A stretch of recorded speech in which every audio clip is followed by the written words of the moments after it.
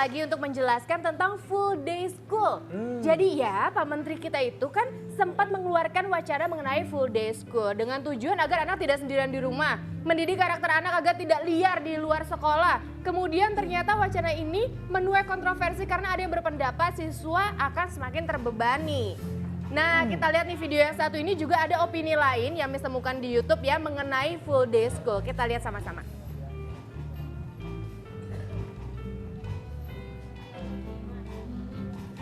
Ya. Jadi itu banyak. Nah, ini dia. Itu ibu sih setuju ya. Nggak setuju. Tidak menyetujui adanya full day school. Saya tidak setuju. Aku setuju banget. Nggak harus kok itu full day. Saya setuju. Kalau aku pribadi sih setuju ya. Kita kurang setuju buat sekolah sampai sore. Saya mendukung. Itu sangat mendidik biar anak-anak juga nggak terlalu banyak di luar, banyak main. Anak pun juga lebih teratur gitu. Kalau saya lihatnya seperti itu gitu. Maksudnya lebih teraturnya, posisi mereka dari sekolah dengan kegiatan seperti ini gitu. Tapi kan setiap kegiatan pasti ada istirahat ya gitu. Nggak mungkin mereka langsung belajar terus-terusan. Mungkin itu juga untuk mengurangi anak bermain di luar. Daripada anak-anak bermain keluyuran kemana-mana, orang tua juga kerja, ada yang dari pagi sampai sore gitu ya. Kadang-kadang kan orang tua juga khawatir ya. Bisa dipenuhi setelah jam pelajaran KBM yang kebanyakan seperti biasa, itu bisa diisi dengan ekstrakurikuler gitu. Masalahnya kalau kesorean kan kasihan anaknya nanti. Banyak yang dari sekolah-sekolah pelosok yang masih tidak bisa untuk full day karena perjalanan jauh dari rumah untuk menuju ke sekolah dan mereka juga tidak bisa untuk membantu orang tua di rumah. Jam 4 mereka istirahat kapan? Belajar kapan? Ngaji kapan? Kursus tambahan kapan? Mereka main dengan teman-teman di lingkungan rumah kapan? Udah banyak kegiatan gitu. Terus jarang ada waktu di rumah buat keluarganya dikit. Nah, itu dia. Yang tadi itu Vox Pop dari masyarakat. Dan sekarang Gilang kita juga mau lihat ya video opini. Kita bisa lihat sama-sama yang satu ini.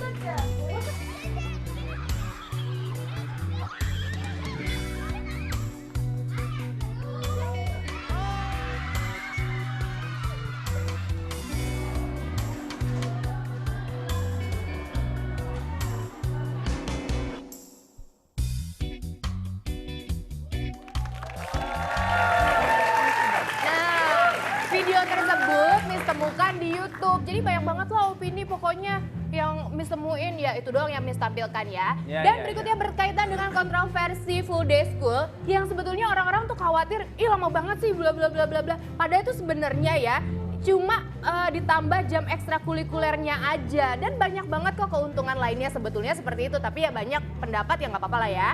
Dan karena ada kontroversi itu beredarlah meme-meme lucu. Kita lihat sama-sama yang satu ini nih.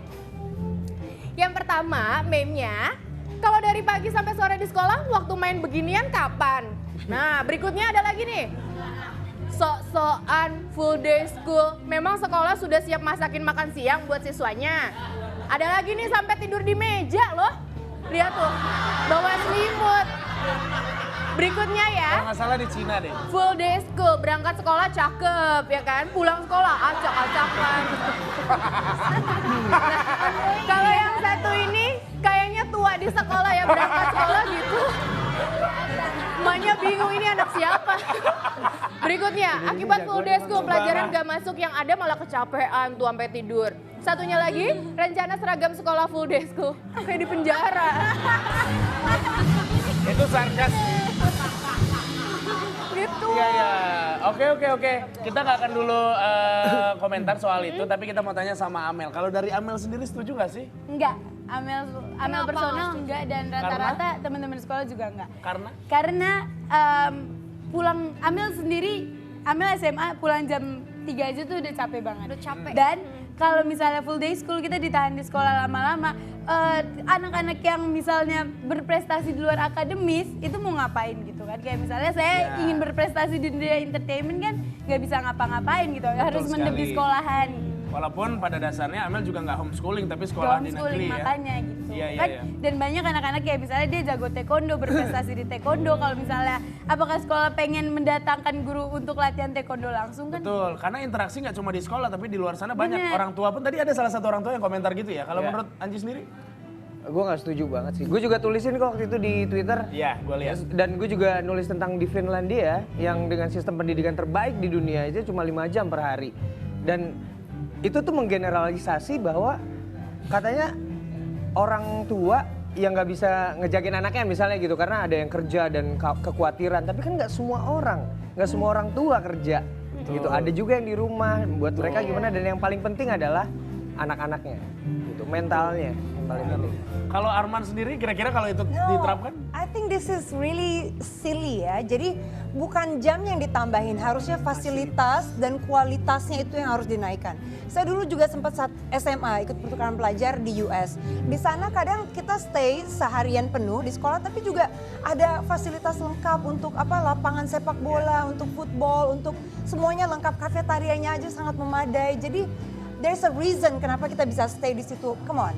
Dengan fasilitas sekolah kita di sini dan anak-anak disuruh belajar sampai sore, I mean, how are they gonna have a life, you know? Like, it doesn't make sense.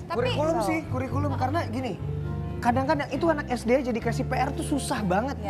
Ekonomi, matematika gitu, itu susah banget. Dan kita orang tua kadang-kadang, jujur pasti banyak orang tua yang ngerjain PR anaknya. Tapi anak-anak di rumah pun pasti ikut ekstrakurikuler ya kan? Yes. Kayak piano, taekwondo, apapun itu. Misalkan itu semuanya digabung dalam satu full day school sekolah, itu udah termasuk pelajaran, ekskul, latihan-latihan piano, ngaji segala macam. Setuju apa gimana? Enggak. Iya. Karena menurut Amel sendiri ya, kalau misalnya kita cuma bersosialisasi sama lingkungan sekolah, kita nggak bakal bisa kayak punya teman di luar sekolah. Terus juga kita kapan, oke lah tadi kayak Kak Anji bilang, kalau orang tuanya kerja nggak apa-apa. Kalau orang tua saya satu, ibu saya kan ibu rumah tangga gitu, mau ngapain? Masa kita nggak ketemu sama orang tua dan... Ya lagi pula kan memang kalau misalnya kita ngebahas soal...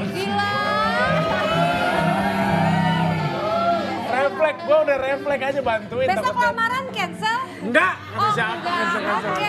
Makasih Elis. Ya oke, pada intinya kita sudah mendengarkan bagaimana opini. Kita kembalikan lagi ke pemirsa bagaimana kacamata pemirsa sendiri ya. Nah tapi kita ini mau ngasih tahu kalau sudah ada beberapa kiriman meme dari teman-teman rooftopers di rumah.